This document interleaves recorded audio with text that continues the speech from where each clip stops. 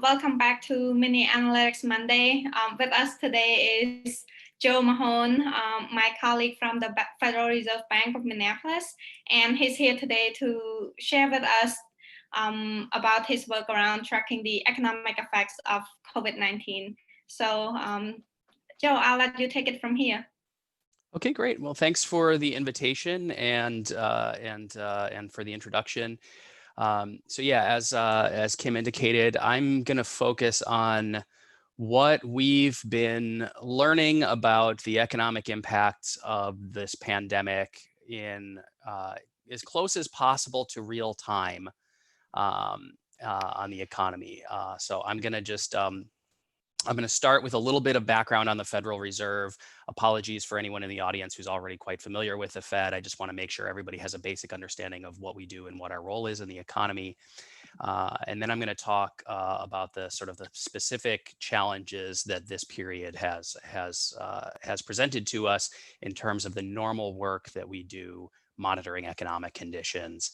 And then I'm just going to get into some of the indicators that we can point to and some of the sort of more alternative sources of data that we've been looking at to get a better handle on the situation as it unfolds.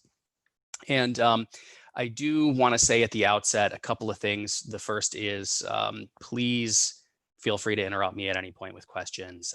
If I don't get through all of my slides, I view that as a good thing. I would much rather have this be a dialogue. Just in terms of managing expectations, this is going to be pretty high level, not a lot of, I think I'm not going to really get into a lot of technical or analytical detail about, the underlying data or any of our kind of analytic methods. So apologies to anybody who's really interested in hearing about econometrics, but I'm not really going to talk about that much. And mostly just talk in much more descriptive terms. The other thing I wanted to get out of the way real quick is just our standard disclaimer. Federal Reserve is a sort of independent, nonpartisan organization. That doesn't mean that the people who work for the Fed don't have opinions of their own. We try and stay out of politics whenever possible. If any sort of views or editorial opinions that I might express are definitely my own, and I'm not speaking in that fashion for the Federal Reserve. And especially if I say anything stupid, it's my fault and not the Fed's. So keep that in mind. So what I'm going to talk about today is just some of the basics that we can point to, and I'm really going to talk about the challenges that this pandemic, particularly over the first few months that we went into extreme sort of lockdown conditions, have presented to us in the work that we normally do monitoring economic conditions. Then I'm going to talk about some of the ways that we've tried to cope with this. We've expanded a lot of our survey work quite a bit during this period, so I'll present some survey results to you. Not surprising in terms of businesses telling us that the economy was very bad over the last few months, but there's some interesting heterogeneity in the responses that you can point to. So I'll talk about that a little bit. Then I'm going to talk about kind of what we can say in terms of the impact on employment and labor markets. And then I'll point to some of the other kind of, as I mentioned, sort of non-traditional metrics that we've been looking at during this period. Quick bit of background just about the Fed and what we do and who I am and what my role is. So the Fed is America's central bank. That means we're in charge of a number of key functions in the economy. First and foremost, we are a banker's bank. We provide financial services, including deposits to other financial institutions. Not all financial institutions. I won't get into the minutiae of financial regulation and how it works, but basically the largest banks in the United States, banks that do business in multiple states, financial entities called bank holding companies that own controlling interest in one or more banks. Those are kind of who our members are. And then banks that are sort of chartered at the state level, because banks are chartered and organized at and regulated at the state level. If they want to just do business in one state. However, banks that are just state banks can also become Federal Reserve members. So that's kind of our primary role is that we are a bank. We're also the government's bank. We're the fiscal agent of the U.S. Treasury. That means when you pay your taxes every year, it ends up in an account, the U.S. Treasury's account at the Fed. We provide, as I mentioned, financial services that also includes payments processing. We process checks. We maintain the nation's supply of coin and currency. So there's a big vault. If any of you are interested in taking a tour of the Minneapolis Fed whenever that becomes possible again to do so, I would encourage you to do that. We do have a large vault in Minneapolis that is full of cash. We have a cash processing department. It's probably one of the more interesting things to see on in our facility. And the thing that we're best known for, though, is monetary policy. So that is one of the two primary levers of national economic policy. The other being fiscal policy, that's taxes and spending. That's determined by the president and the Congress. We're responsible for monetary policy, which is sort of the other arm of national economic policy.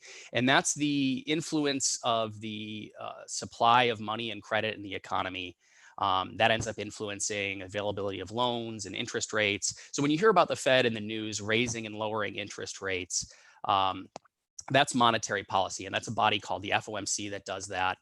One more thing I should mention about the Fed is we are a decentralized central bank. We're unique among national central banks in this regard, in that when the Fed was created in the early 20th century, they divided the country up into regions, Federal Reserve districts. And the intent of doing this was so as not to have too much power or authority concentrated on Wall Street or in Washington, and to kind of make sure that all parts of the country were represented. So the Minneapolis Fed, we're one of the 12 reserve banks. We represent the country, the sort of upper Midwest region of the country. We cover the states of Minnesota, North and South Dakota, Montana. We also have portions of Wisconsin and Michigan that we share with we share those states with our colleagues at the Chicago Fed. So there's a bit of a decentralization in our structure. The system works together at a system level to implement monetary policy, because that's policy that affects the whole nation equally. But one of the virtues of having the system designed in this way, in this decentralized way, which, like I said, was done for political reasons, is it requires us to gather economic information from all over the country and making policy, which wasn't necessarily the primary intent of designing the system this way, but it happens to be a benefit, because the US economy is a big, complex object, and what happens at the national economic level really is the result of millions of people making decisions. And so we want to make sure we're doing a good job gathering information from all over the country. So that's a sort of a long-winded way of introducing what my role is as a regional economist at the Minneapolis Fed. I'm one of the folks that we have keeping track of economic conditions. And again, the primary reason to do this is to make sure we're making good policy. The monetary policy that we're making now has its effects in the future. And so we want to make sure we're sort of as current as possible with the data that we have available to us. One thing that's always a challenge in doing this is the data, the best macroeconomic data that we have comes out with a lag. They don't tell us what's happening now. They tell us what was happening in some cases months ago. And so there's a number of challenges that poses in normal times, and it's become increasingly more so during the pandemic. So what's an example of what I mean by that? Well, one of the broadest, most kind of fundamental measures of economic activity we have is gross domestic product. And again, apologies if you're familiar with this, but it's essentially the value of all the goods and services that we produce in the United States over the course of a year or any other period. It's as if you wrote a check for everything produced, sold, goods and services in the United States at the end of the year. We do have these measures available at the state level. However, they come out with a pretty severe lag. So the most recent GDP data that we have for states is 6 months old. And if you look at this chart here, you can see that and here I should say I have GDP indexed to 2010 just to keep it nice. And a nice clean 10-year period, which roughly coincides with the recovery from the Great Recession of 2007 through mid-2009. And if you look at this chart, and certainly if you look at Minnesota and Wisconsin, you'd think, boy, things are just humming along just fine. But that's because these figures are out of date. So as I mentioned, this is sort of always a challenge, but the pandemic is such a unique and extreme event that it's made this even more challenging. And what do I mean by that? Well, we had this period where we had some early indications going back to the period of February and even late January that there might be some economic impact on the economy through the effects on the international supply chain because of shutdowns that were happening in China. But essentially, as you all know, because you've lived through the past several months, we went into a pretty dramatic shutdown of many sectors of the economy in a very short window, and it varied on a state-by-state basis. But we've sort of never seen a shock this big to the economy. Or at least one that happened this quickly. And I say this as somebody who was working at the Fed in a similar position to what I do now during the financial crisis, which was a period where it felt like, at the time, it felt like things were moving pretty quickly. But in retrospect, what was happening in 2007, 2008 was actually pretty slow compared to what we saw happen in March and April. So we weren't getting the data that we have available, and I'll also talk about labor market data. We don't get unemployment numbers at the state level till almost more than a full month after the period that you're interested in. So, for example, we didn't have April unemployment numbers for Minnesota until almost Memorial Day. April was when we really started to see the big impact on employment happen. And I'll show you some charts later. So to kind of get into the data, one of the things that we did to kind of fill these gaps in our knowledge, and it's a normal thing that we do, is make a lot of contacts in a very non-scientific sort of way, just try and more like newspaper reporting, just contact a lot of businesses, listen to what they have to say about what they're seeing right now. That's a normal part of what we do. Another way of doing that more systematically is to conduct surveys. We like to be as rigorous as possible in conducting surveys, but there's a trade-off in conducting a survey in the most analytically rigorous way possible with a stratified random sample of the full population of businesses that you would like to hear from, and how quickly you get feedback. One thing that we did during this period was expanded a model that we'd already developed at the Minneapolis Fed, where we partner with organizations like chambers of commerce to reach out to their members, which are businesses all over the region. We got a tremendous response from some of these surveys that we did in the early period. We got over 6,000 responses from around the district. What was really even more overwhelming was the amount of written comments that we got in response to the survey. So not just people selecting a box on a multiple choice question, but also writing paragraphs in many cases about their experience. That ended up being books worth of text, and sifting through that ended up being pretty challenging. As you would imagine, reading through all of those comments would be somewhat time consuming. So to get an initial cut, we actually did some kind of text mining. And I have an article up on our website about some of the sort of text mining analysis that we did on that. And we're probably going to continue doing that as we get more open comments in. Yeah.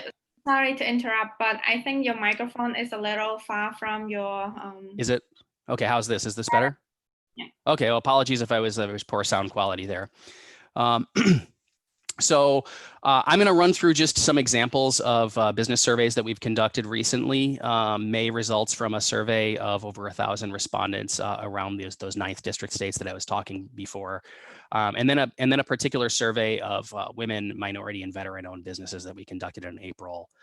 We've done a bunch of other surveys, some focused on particular sectors such as construction. I did a survey of trucking firms, but these are the kind of ones I want to highlight because we did get such a large volume of responses. Because we got such a large volume of responses from all over the region and from a wide variety of sectors, there's a number of ways to kind of break down the data if you want to get a little bit more granular. You can look at it geographically. You can look at it by sector. Was there a difference between what we were hearing from people in manufacturing versus transportation versus construction, for example? Firm size, and then ownership, characteristics of owners, which I mentioned earlier with a women and minority businesses survey. So just to get into some of the indicators we had. So as I mentioned, this is a survey that we conducted in May. April was really kind of probably the most severe month of shutdowns because in most parts of our region, we didn't really go into lockdown until mid-March. And then we started to see some easing really toward mid-May. So April was really the most severe period. So one of the things that we asked was, after the end of April, what did you see happen to your revenues compared to the same month a year earlier, April 2020 compared to April 2019? And you can see it was pretty bad. So this is just the respondents that told us that they had a reduction of their revenues by more than 25%. And you can see it kind of shaded by bin, 25 to 50, 50 to 75, and greater than 75. And there's some variation among the states here, but you can see kind of across states that it was pretty bad. South Dakota maybe looks not as bad, but I think that, as I'll show you in a moment, had a little bit to do with kind of a compositional effect. Again, across firms in the region, across geographies in the region, the Twin Cities or Greater Minnesota, we saw a large portion of firms telling us that they had their revenues decreased by greater than 75%. And majority of firms in all cases telling us that they saw their revenues decrease by more than 25%. I'm going to show you the same breakdown here, except for this is by sector. And what you can see here is I mentioned that the South Dakota's relatively more sunny picture was due to a bit of a compositional effect. Part of that had to do to having a higher percentage of respondents from sectors that were less impacted. So you can see from this, again, the effect was on net negative across sectors, but some sectors were much more severely impacted. As you might imagine, entertainment, food, lodging, and retail, those sectors which were directly affected by the closure of non-essential businesses, really saw the largest impacts on their revenue. But again, you can see the impact even across sectors that were not as affected by these shutdowns. Construction, for example, in most cases, with a lot of nuances and exceptions, construction activity was generally considered essential in most states, and yet we still had a pretty large share of firms, more than 20% of construction firms, telling us that their revenues were more than 3/4 down from a year earlier. And so again, the most severe impacts were kind of in the sectors that you would expect. I think one of the things that we were surprised by early on in the quarantine period was how much negative response we got from the healthcare sector, because we kept hearing about hospitalizations and how much demand, I shouldn't say demand, how much how overwhelmed hospitals were in terms of their resources being strained during that period. But what's important to point out here is that a lot of segments of the healthcare market that were deemed non-essential went into full shutdown. So healthcare is also going to include people in physical therapy. Can't really do physical therapy well with a lot of social distancing, massage therapy in particular. So we heard, when you got into kind of the more response level detail, a lot of the negative sentiment that we heard from healthcare was for people in the more elective segments of the healthcare industry that saw their businesses closed due to state mandates. But one of the things that I'm gonna get into later is that a lot of the impact that we've seen on the economy is seems to be driven less by policy and more by individual decisions, but that's just kind of a preview of that. Here's again a similar breakdown, but here I'm showing you what the response in terms of revenues was by firm size. So firm size in this case measured by number of employees. And what you can see, larger firms saw a lesser impact on their revenue than smaller firms. The smaller you were, the more likely you were to have a severe impact on your revenues. That includes sole proprietorships, firms in that 1 to 10 employee range. The smallest firms, a much larger share of them were telling us that their revenues were down by 75%, 50% or more. compared to larger firms. Again, there's probably a bit of a compositional effect for sector here, because you're going to see probably a greater concentration of in-person service-oriented businesses, retail, entertainment and lodging, and those maybe not lodging, I'm sorry, but restaurants. Those businesses are going to tend to be smaller, and so they saw a more severe effect. So that's kind of the picture in terms of revenues for. Those were just the responses from a survey that we did in partnership with state chambers of commerce. Again, we went to them and said, we put together an electronic survey. Can you send a link to your members? And that's a sort of a partnership that works pretty well, because those organizations tend not to want to share their membership lists. But that way we can conduct the survey and reach their members, and then we then send them the results, and they can share the results with their members. So it ends up being a pretty good partnership. Another survey that we did in conjunction with, for example, women and minority owned business associations, immigrant owned business associations, a number of different organizations, specifically to reach, as I mentioned, women and minority owned businesses, and then also veteran owned businesses we included in this group as well. Because we were interested in how some of these firms, some of these communities were faring, again, during that April period where the lockdowns were kind of the most severe. And what we found generally compared to the broader survey of businesses that we did through the state chambers of commerce was on balance a more severe effect. Larger share of those firms telling us that their revenues had decreased by greater than 50%. And again, partly probably having to do with sort of the composition of firms in terms of sector. Pardon me. Yeah, so these are some of the similar results for the survey I was just speaking about. Just looking at the impact on revenues. Again, larger share of women-owned and minority-owned businesses seeing a larger impact on their revenues. Kim, did you have a question? Yes. So I think you probably already touched on this a little bit, but maybe you can speak to that a little bit better. Is a question from Eric Kang. Sorry if I misspoke your name, Eric.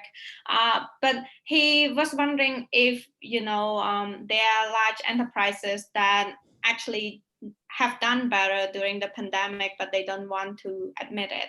And then also related question is from Richard. I'm not going to try to say your last name because I'm going to mess it up. So Richard's question is, how accurate do you think self-reported revenue is compared to other ways of measuring it? So both very important points. The first, let me get to the second question first about how accurate self-reported revenue is. It's a fair criticism to raise. On the other hand, in this case, it's sort of all we have to go on until we get more more sort of systematic, rigorously collected data out. The best we could do during this period was to reach out to businesses and ask them what they're experiencing. Now, interestingly, there are other sources of data that we can look at, and I'll mention some of these later in my presentation, that get more into the actual decisions that businesses are making. But those are more going to be focused on payroll, not as much maybe on the revenue side. So this is I guess maybe you would take it with a grain of salt, just given that it is self-reported. A lot of firms, by the way, telling us that they're not sure and they didn't know during this period because they were sort of waiting to see what their revenues would be. So this is, I guess the point I would make is, in normal times, the survey data, like we were talking about, is kind of one of several different pieces of information that we look at to assess economic conditions. It became relatively more important during the pandemic, the early stage of the pandemic, just because of the sort of relative poverty of other data sources that we might prefer to have. So getting back to the first question, were there some firms that did better? Absolutely. And again, maybe some of the slides that I get to in a little bit will draw this into more detail. But when in asking these questions, we gave firms the choice of saying that their revenues increased. And so I was only showing you those who told us that their revenues were down. Obviously, there's a pretty big residual there. Just to look at the last chart. So the remainder is made up of people, what's not showing up on this chart, the remainder is going to be made up of people who either said that they didn't know, or that their revenues were unchanged, or that their revenues increased. But we only asked them if they increased by any amount, because we were more interested in this case. So there's an asymmetrical bins that we sort of put in the survey questions, because we were more interested in the negative impacts. But maybe I can draw out some of that detail in some of the slides that I get to in a moment. We also asked about this is just kind of the breakdown of firm size by some of these businesses, which, like I mentioned, we're seeing a good share of the women, minority, and veteran-owned businesses that we surveyed were smaller firms, were sole proprietorships or had 1 to 10 employees. Although there were some larger firms in there as well. But they're also more heavily concentrated in food and lodging business as well. And so again, probably has something to do with relatively more severe effects. And again, all of this information, by the way, has been covered on our website. We've written articles about it, and a lot of them, by the way, by my colleague Ron Wirtz. I don't mean to take credit for his work. He's done a lot of the heavy lifting on some of this survey work. So I'm just going to pause real quick and before I kind of pivot to talking about some of the impact that we're seeing on labor markets. Let me actually just take this opportunity to give a little bit more context on the Fed and why we're really interested in some of the questions that we're asking about. So I mentioned earlier that the Fed makes monetary policy. We actually make monetary policy with 2 primary goals in mind. We refer to this as a dual mandate. This is per act of Congress in the late 1970s. Congress passed a law that stipulated that the Fed should make monetary policy with a mind toward full employment and price stability. So full employment, what do we mean by that? Everybody who wants to get a job, who is able to work and would like to be employed, can get a job. So as low an unemployment rate as possible. And price stability is generally interpreted as meaning low inflation, so low and steady rate of price growth. Monetary policy very directly connects to inflation, to price growth. Because price is essentially inflation is essentially the sort of inverse of the value of money. If you end up producing more money, or end up producing money faster than the supply of goods and services sort of grows with it, then you have more dollars chasing fewer goods. Money becomes relatively less valuable. So that's kind of a direct connection to monetary policy. But there's also monetary policy is also connected to labor markets, and then there's an interplay between inflation and labor markets. And part of that is the kind of the wage channel. What workers are earning, and those kind of all are linked together more or less perfectly if you get into the research. And so we pay a lot of attention because of this mandate to indicators of price growth, inflation indicators, but especially to labor market indicators. Because of that, and then wages as well, because of that employment mandate. So one of the more fundamental measures of labor market activity, or in particular in this case, excess capacity in the labor market. You have a question, Kim? Yes. I wanted to get this question to you before we move on to the next topic. So we have a question from Elliot, and the question is, do you have information by rural versus suburban or urban area?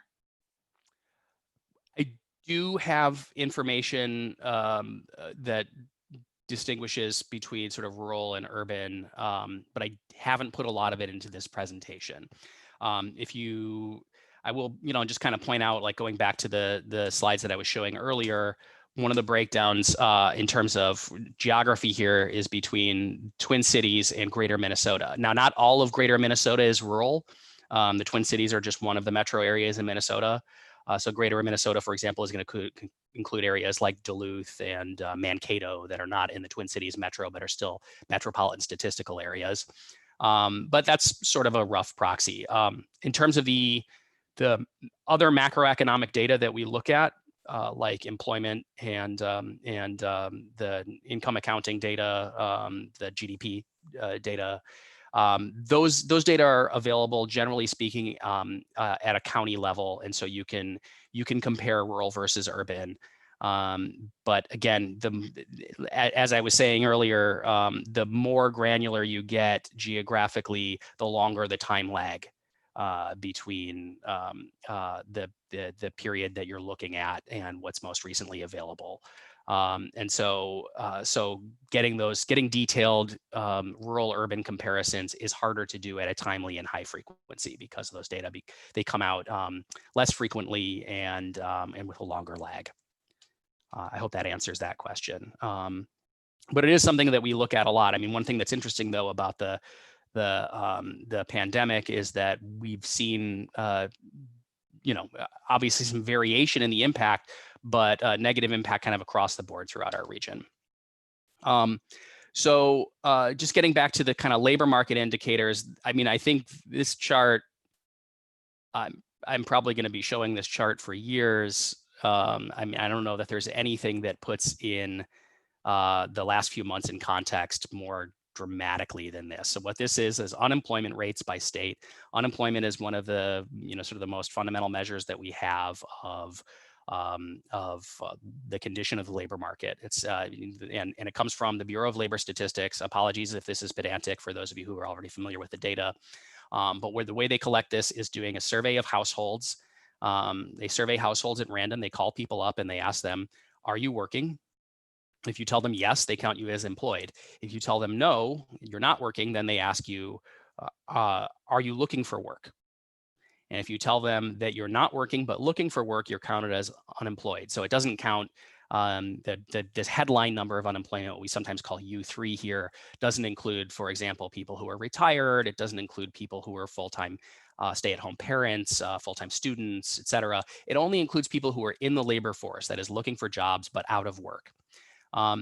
And what you can see in this chart is, I mean, it almost looks like there's an error in the data. The last couple months of the chart, unemployment rates, both nationally and in the district, skyrocketed to levels that they haven't been at really, I mean, since the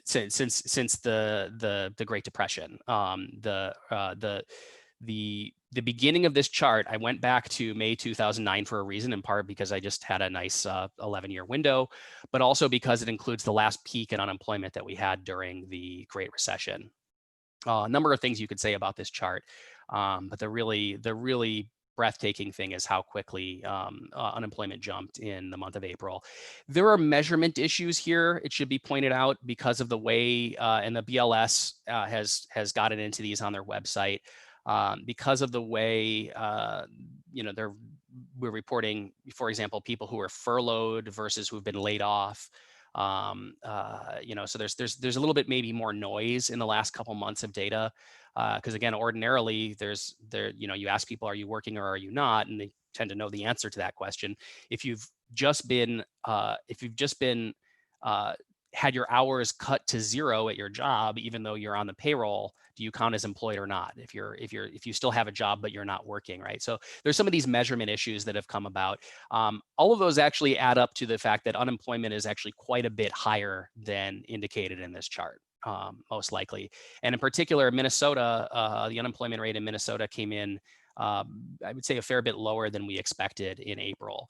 Again, I want to point out we didn't know what the April unemployment rate was in Minnesota until almost the end of May. And then we actually just got our first indication of May unemployment essentially last week. It was actually just prior to last week. that actually came down slightly, but obviously still quite elevated, still higher than the peak during the worst part of the Great Recession.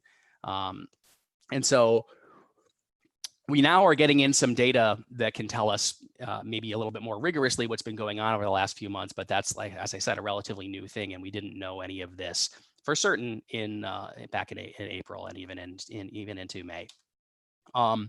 So one of the things that was helpful during this period, to turn back to the kind of surveys that we did, was what firms were telling us. Again, this is self-reported.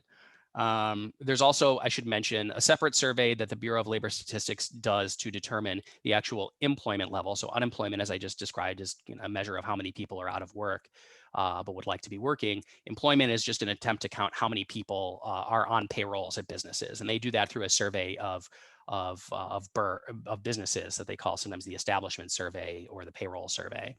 And so this is basically the response to the question that we put to firms, which is whether or not they were laying off or furloughing workers. And again, there's quite a bit of subjectivity here, because we just asked them, is it significantly lower or modestly lower? That's obviously up to their own interpretation. There are reporting issues as well. So these things are naturally kind of fuzzy, but we wanted to know, we wanted to get some idea how many businesses were laying off workers. This was also during the period where Congress was deliberating and crafting and eventually passed the CARES Act, which included the Paycheck Protection Program.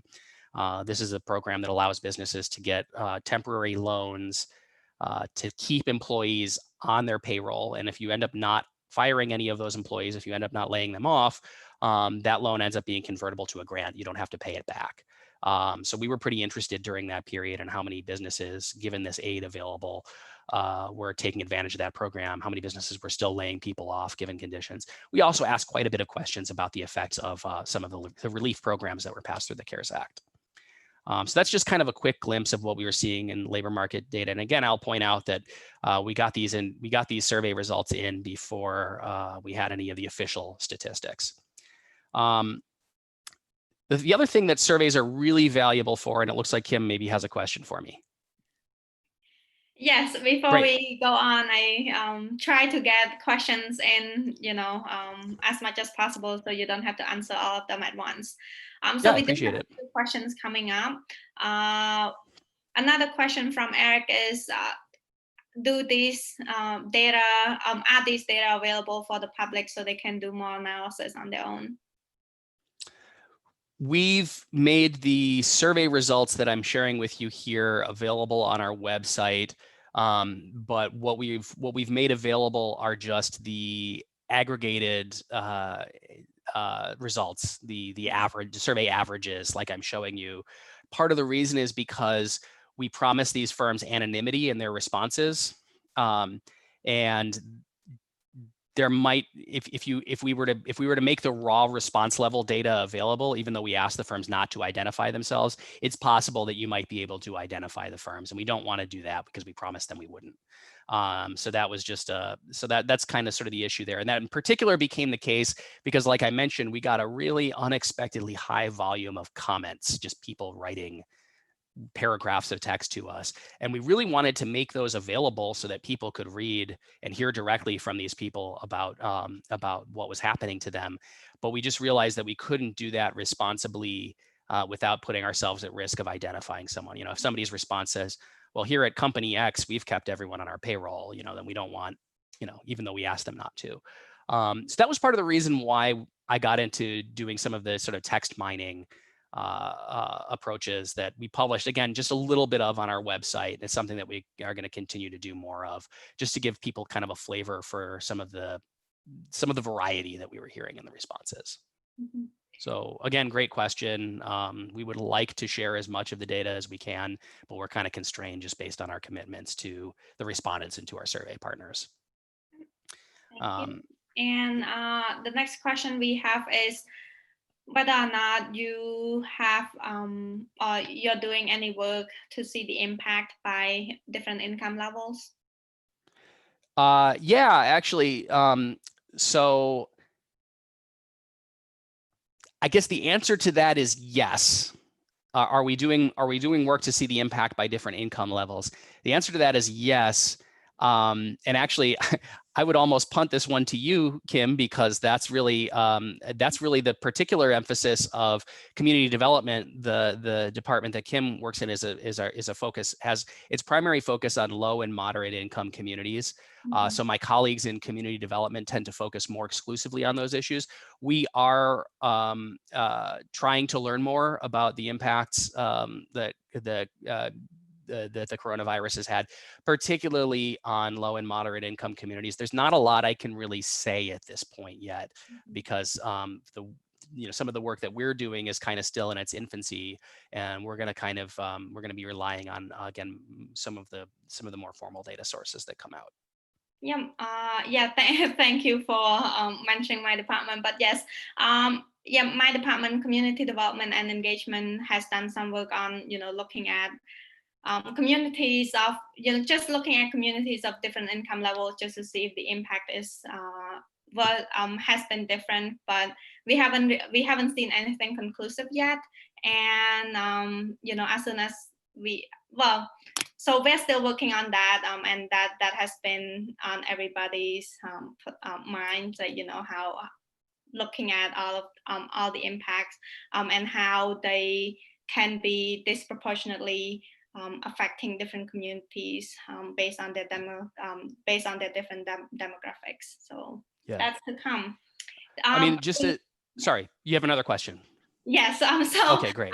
One more question. Thank you, John, for the earliest question. And then another question from Kaiser is so according to the BLS, the national employment to population ratio for Black adults dropped below 50% in April due to COVID-19 side effects. What's the situation in Minnesota by demographics?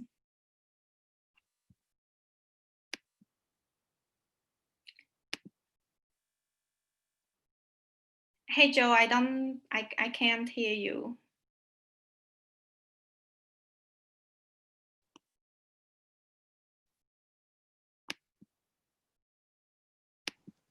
I apparently hit the mute button on my headset.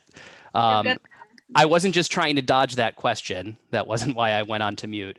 Unfortunately, I can't give you a concrete answer to that because I don't have that information in this slideshow. It is available, as you mentioned, at the national level. The state level demographic details of employment from the BLS employment statistics comes out much less frequently. I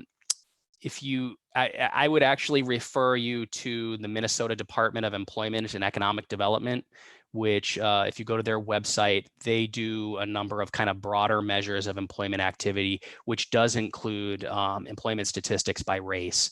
They're not as current as you might like. So we know those things at a national level, but when you get into the state level data, the sample size, you get into sample size issues. So typically, in order to get answers to those questions, you have to get into the micro data, usually come up with a multiple month moving average to smooth out some of the noise in the data and those kind of issues. So I don't have a good answer to that, unfortunately, although it's obviously something we would like to know a lot more about. Certainly, I think you would expect that in Minnesota, things are going to look like the national picture, where this has had a much more severe effect on communities of color, and in particular, the African American community, just because of what we're seeing in the national data.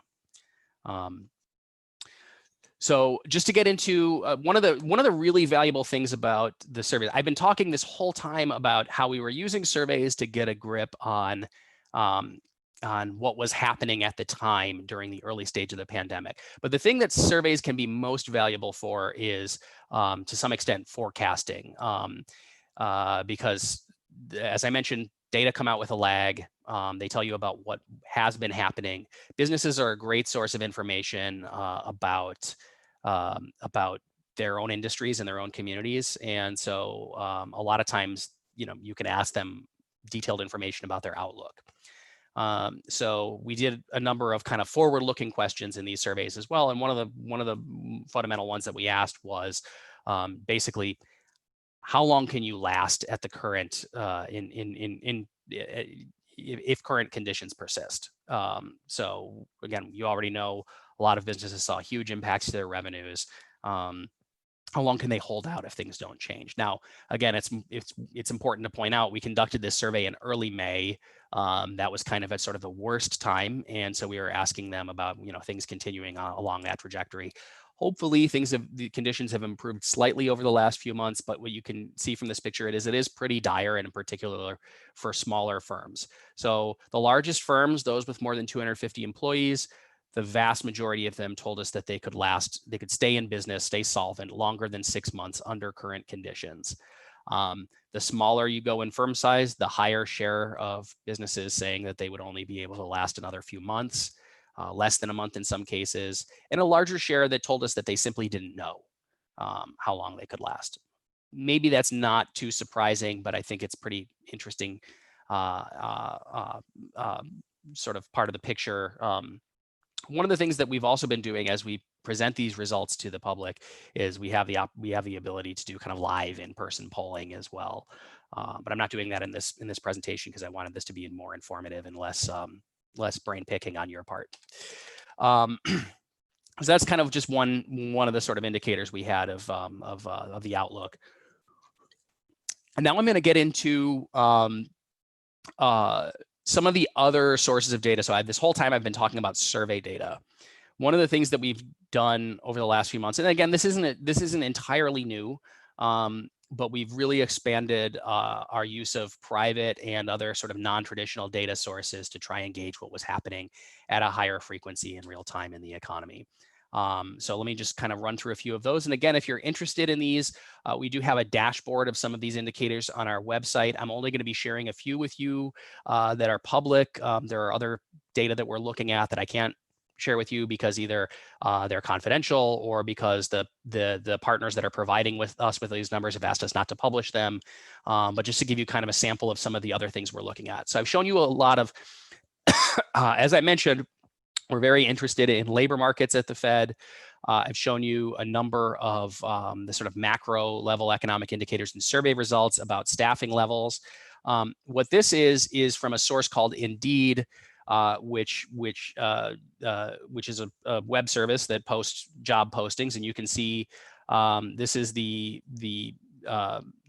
change year over year in the number of job postings, and this is on a 7-day moving average basis. Since the beginning of March. And so even at the beginning of March, before we went into lockdown, and then certainly as we got into mid-March, we saw a big decline in the number of unique job positions. That's recovered somewhat. Again, the comparison here is to a year earlier. So in some cases, we're kind of back to getting back to kind of close to where we were or where we were a year ago. But in Minnesota, for example, you can see that the number of active job postings has been kind of hovering below, quite a bit below where it was a year ago. And one thing that I want to point out here, I mentioned this earlier, and I'm just going to kind of highlight this in a number of these slides. I think that a lot of the coverage about the economic impacts of the pandemic has really focused on the policy response to it, shutting down businesses. And what you'll see in some of these charts is very similar experiences across states that had very different policy regimes. In particular, South Dakota has had one of the most laissez-faire responses in the country to the pandemic in terms of requiring businesses to shut down, shelter in place, social distancing measures mandated by the state. There have been local mandates. It's been a politically contentious issue in that state, to say the least. But the interesting thing is, even though South Dakota, by and large, did not require a lot of businesses to close during the pandemic, you saw people making the decisions not to go out, to socially distance, businesses making their own decisions to shut down. And so you saw kind of a similar economic impact, even though it wasn't necessarily imposed from above. And again, you'll see that in some of these other charts as well. This is there's a couple cool sources we have of mobility data. So this is from Apple. Obviously, they have a lot of phones out there that have geo tracking on them. And this is obviously very aggregated. This is just an indicator of essentially how much people are moving around. There's not a lot of, we're not getting detail on from Apple on where a particular iPhone user is going throughout the day. So this is just kind of an index of how mobile people are. Again, you can see going back to the beginning of the year, really big decline in mid-March when we sort of all went in lockdown. And again, I'll point out, you can see it in South Dakota, you can see it in North Dakota, which didn't have as much of a state mandated response to the pandemic. And it's been recovering somewhat. It has to be pointed out that there's obviously some seasonality going on here, because we're comparing, we're comparing the spring now to the early part of the year. But it's just you can really see that dramatic decline in mobility, people just deciding to stay home, to shelter in place, and that's recovered somewhat. Here's a similar measure. Google also makes some reports on mobility available, and you can see here, this is just for basically visits to retail and recreation businesses. Again, you see that you see the social distancing go into place in March, and some recovery since then, and we're kind of in some cases kind of approaching the baseline again. You can see Minneapolis is relatively remaining more sheltered in place compared to the state of Minnesota as a whole, and compared to the other states in our region. And the U.S. So again, this is just for, before I was kind of showing you overall mobility from Apple. If you go to our website, we're kind of updating our data dashboard. We're going to make some of this data available in different categories, not just retail, but also grocery visits and things like that. So interesting kind of to look at. And again, we get these on a pretty frequent basis. So we get these with a lag of just a few days in some cases. This is a measure of employment at small businesses from a company called Homebase that helps basically administer payroll software for small businesses. And so they have some kind of indicators that you can look at of how many people are working. And again, this is kind of compared to the baseline at the beginning of the year. Here you see, again, big decline, slow-ish recovery relative to how quick the decline was, although we're sort of getting back to that kind of baseline level in most places. Here's a really fun one. You can, if you're not familiar with OpenTable, it's a service that a lot of restaurants contract out with to make to allow people to make reservations. So OpenTable can tell you, we have here for the state, for the metro, and for Wisconsin and the U.S. The change in seated diners at restaurants compared with a year ago. Obviously, when we went into full non-essential business closures, restaurants were all closed. That dropped to 0, or rather it fell to 100% down from a year earlier, and has slowly recovered since then. But you can still see we're still down about 50% relative to a year earlier as things are reopening. And again, we have this is updated as this isn't actually the most recent data, but we get these with a few day lag. You can see, again, some recovery in that. Again, part of this is probably due to the fact that businesses, that restaurants are reopening at reduced capacity. Obviously, if you've been near any restaurants with patios recently, you know that a lot of people are dying to go eat out at restaurants right now, apparently.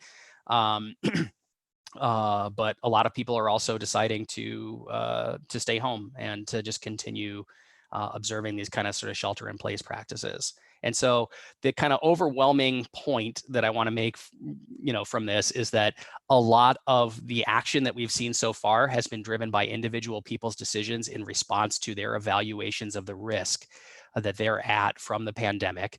And we would expect the same over the recovery, even as states continue to open up and we sort of start to resume business as normal. So much of our recovery is dependent on what the virus does. Obviously, we're seeing what we're seeing happen in states like Texas and Georgia that have opened that have opened back up and are now seeing a huge spike in cases. That's gonna sort of change again people's perception of the risk of going out. So that's what makes sort of predicting the future so difficult about this, because it's not like a normal business cycle where you have you have a downturn, you expect some sort of return to trend. So much of what we expect to happen is going to be determined by factors that are completely beyond our, not completely, but very much beyond our control. Like, do we have a good vaccine, or do we have a vaccine? Do we have an effective treatment? How soon do we achieve herd immunity? And those kind of questions, which really obviously the Fed can't control, but are just big sources of uncertainty. So it kind of makes economic forecasting, which is normally difficult business, even harder. Another couple things I'll point to, these are indications that we have from some government partners of auto traffic. The Minnesota State Department of Transportation has done a really heroic job of getting daily traffic figures out. You can see big decline in traffic. Regular vehicle traffic is still below where it was over the most recent 3-year period on average. Heavy truck traffic dipped a lot and actually recovered. Again, maybe that's consistent with the fact that we're seeing, grocery stores still need to be stocked, other businesses still need to be stocked, but so many people are still working remotely that the actual vehicle traffic is still down. And then that TSA chart, we're getting data. This is for the U.S. as a whole of traveler throughput at TSA checkpoints, and you can see it's still way below where it was prior to the pandemic. Even if you just assume that it's on a trend rate of recovery right now, it's going to take some time to get back to where it was before that. So that's kind of most of what I had for you. I'm just going to put up my my contact info here, and I think we have a few minutes left, so I'll just see if there's any more questions. Thank you so much, Joe, for a very informational presentation. Well, I think we only have 3 minutes left, and okay. Yeah, this has been great, and thank you again for giving us this presentation. Yeah, I mean, but again, put in a quick plug for our website. For if you're interested in this material, I've only presented a fraction of some of the content that we've released during this period, including, as I mentioned, our sort of COVID tracking dashboard. You can find that on our website, minneapolisfed.org. I put my email address up on the screen here. If there's any questions that you had that you didn't get to ask or that occur to you later, please feel free to reach out. That's my job. Let me know if there's something that I didn't cover that you think I should, and I could, if you think I could do a better job talking about. These virtual speeches are very new to me. I do a lot of public speaking, but it's usually in person, so I'm still getting used to doing these sort of Zoom calls and video speeches. So very much interested in your feedback, and thank you for listening. Yep. Thank you, Joe, and it was great. You are doing just fine. And thank you to our listeners. We are hoping to see you back at our future mini analytics session, mini analytics Monday sessions. Yeah, take care. Have a great day, everyone. Thank you.